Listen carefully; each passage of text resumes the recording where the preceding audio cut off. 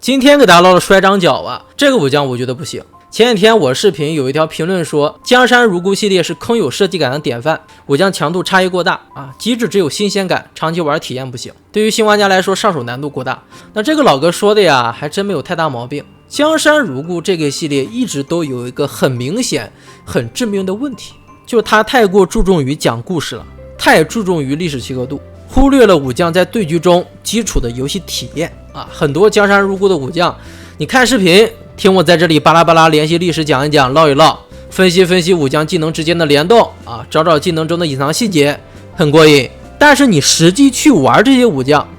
你会发现，UP主讲的这些隐藏细节你一个都 get 不到，玩起来特别僵硬。当然，江山如故也有游戏性和契合度都做得很好的将，比如说转马超、孟国家啊、陈关羽，那这些都是当之无愧的 T0。但还有一些武将。嘿嘿，我只能说是真的没有什么可玩的点，就只能观赏，拿来给我这种 UP 做视频不错，其他的就没有什么值得夸的了。那今天说的青年张角就是一个典型的空有设计感的武将，我觉得这种将就没有啥玩头，也不适合现在的环境，只有利益故事做的可以，游戏性简直就不能看。咱直接看技能，丝血一技能相辱。当一名已受伤的其他角色，或者你受到致命伤害后，你或一名已受伤的其他角色可以交给伤害来源2张牌，防止此伤害。那这个技能不难理解啊，相辱说的就是相濡以沫嘛，同处患难中的人能够相互扶持，给予力量啊，维系彼此的生命。已受伤的其他角色啊，受到能将其打进濒死的致命伤害时，你张角可以给伤害来源2张牌，防止这个伤害。同理，你张角受到致命伤，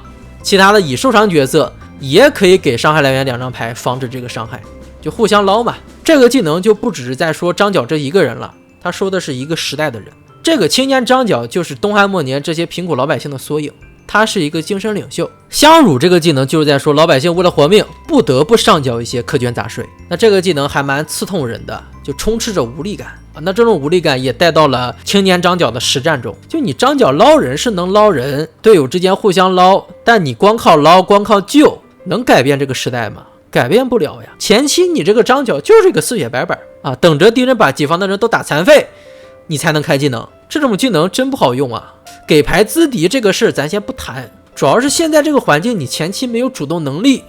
你光搁这等时机真不行吧。你像邓艾啊、孙策这种将现在都挺下水道的。有朋友说这个技能是配合2技能悟道打觉醒用的，张角悟完道就牛逼了，一声惊雷直接就把你震懵。我们看，当一名角色进入濒死状态时，若你没有手牌，则你增加1点体力上限并恢复1点体力，获得惊雷。对，就有朋友就说啊，张角可以通过捞队友把自己手牌整空，然后有人去濒死他就觉醒了。那这个觉醒有一说一，它难度不算大，但它也确实不是很容易。你要刻意的去控牌，你想觉醒那至少得是第2轮第3轮了，而觉醒之后拿到的这个惊雷我觉得不是一个很强的技能啊。准备阶段你可以选择一名角色，然后你令任一名手牌数之和小于其的角色各对其造成1点雷电伤害，那这个技能很有画面感。我们老百姓连饭都吃不上了，资源都被你们上面这些人掏空了，那我还交个屁税啊，直接就反了吧。集9州梨树汉一家之王庭，对，专门针对你们这些手牌数多